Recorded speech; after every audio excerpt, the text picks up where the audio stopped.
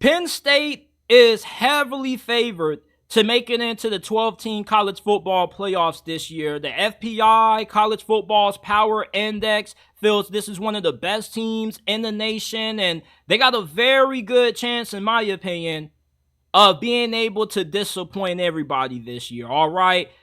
They still have major concerns when it comes to the wide receiver room. You bring in Julian Fleming from the transfer portal, but he still isn't all that great. When I was watching him in the spring game, he didn't really have any big moments that really made me go, wow. And the rest of the wide receiver room is fairly unproven. They're lacking depth. They lost Keandre Lambert-Smith to the transfer portal. He's now at Auburn. Your offensive line only returns 2 starters. And you have a secondary that is replacing a lot of experience that departed for the National Football League.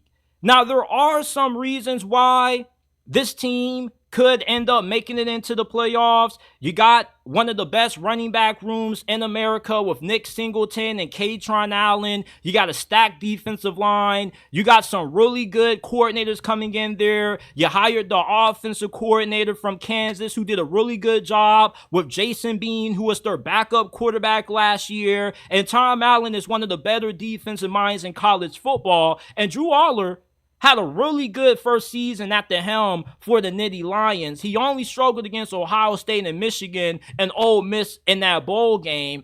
If you can get some good wide receiver play this year and the offensive line plays at a really high level, then this is definitely a team that's going to be a lock to get into the expanded college football playoffs. But the reason why I really can't call Penn State a lock to make it into the playoffs is because they have little games James Franklin at head coach. Okay, he's one of the worst head coaches in the sport when it comes to preparing his team for big time games. He's 12-25 against the top 25. He's 3-17 against the top 10, and he has a combined record of 4-16 against Michigan and Ohio State. But why has Penn State been able to consecutively be able to pull off 10-2 seasons? Well, the Big Ten has been one of the most overrated conferences in college football for the last couple of years. It's easy to only have 2 losses when you're only playing Michigan and Ohio State, the only teams that are good enough to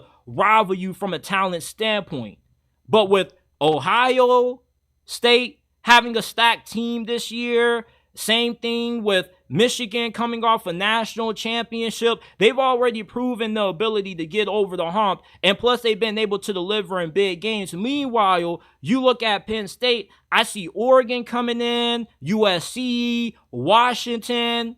The competition has ramped up. I trust Michigan and Ohio State to be able to beat these good teams that are entering the Big Ten. Can't say the same thing for James Franklin.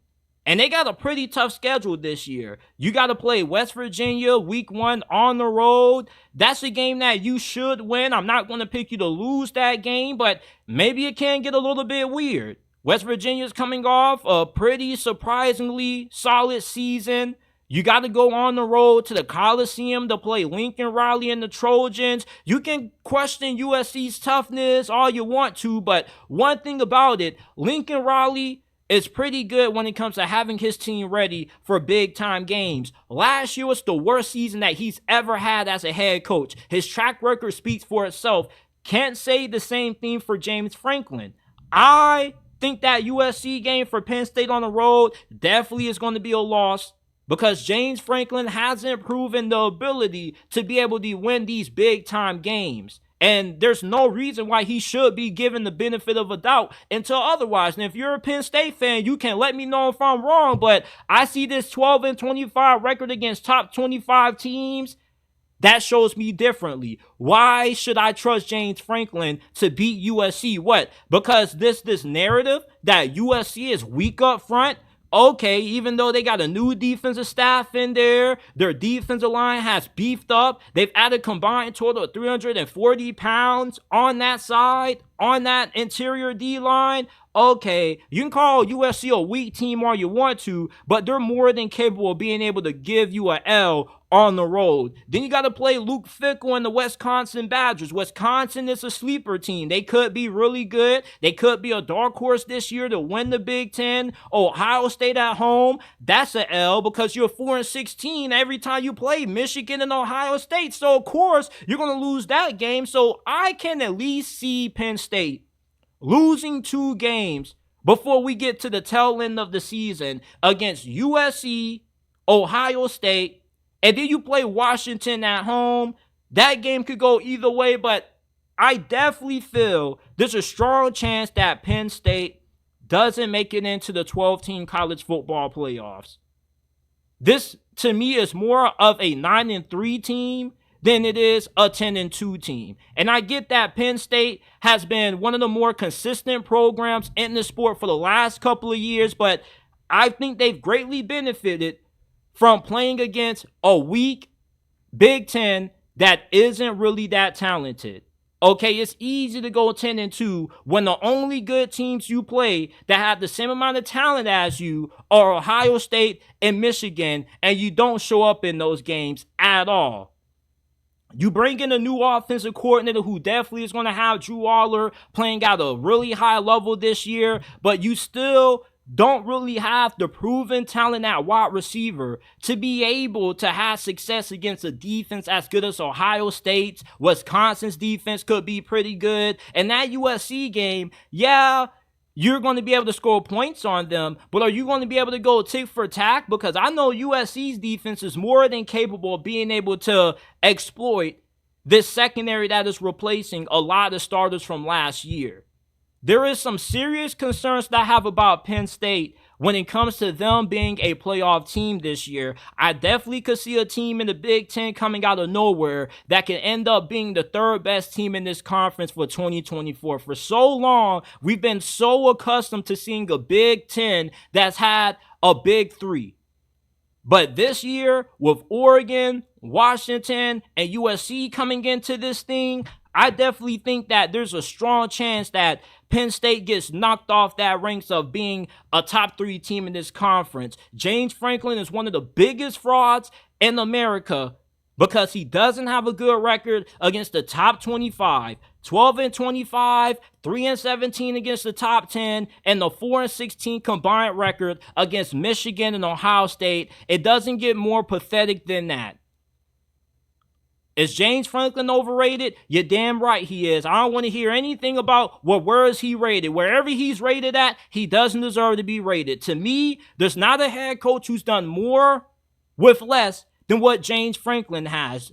Penn State recruits at a really good level. They bring in some really good recruiting classes. There's no reason why they should continue to get outclassed the way they've had in previous years against Michigan and Ohio State. And if you're a Penn State fan, please correct me if I'm wrong, but you kind of had a good enough team to beat Michigan this season, and you weren't able to get the job done. You had a good enough team to beat Ohio State this year. The problem with Penn State has never been they don't have the talent to win the Big Ten. To me, the problem has been little game James Franklin at head coach. He just is one of those head coaches that, you know, he's really good when it comes to beating up on teams you're supposed to beat, but when it comes to beating teams like Michigan and Ohio State, he doesn't show up in those games for some reason. I don't know what it is with him in these big games that he has a hard time being able to win, but I cannot trust him this year when you got to go against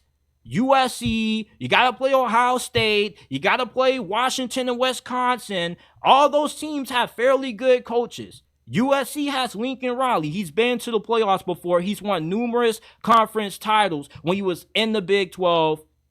You got Luke Fickell, who took Cincinnati as a G5 team to the college football playoffs. You got Ryan Day, who's the most disrespected head coach in America. Jeff Fish is a pretty decent head coach. There are so many better head coaches now who are going to be equipped to expose James Franklin for the fraud that he is. He can't win big games. I can't trust Penn State to be a sure thing to make it into the college football playoffs this year. Do they have talent? Yes, they do. But the problem with Penn State has never been talent. It's been James Franklin.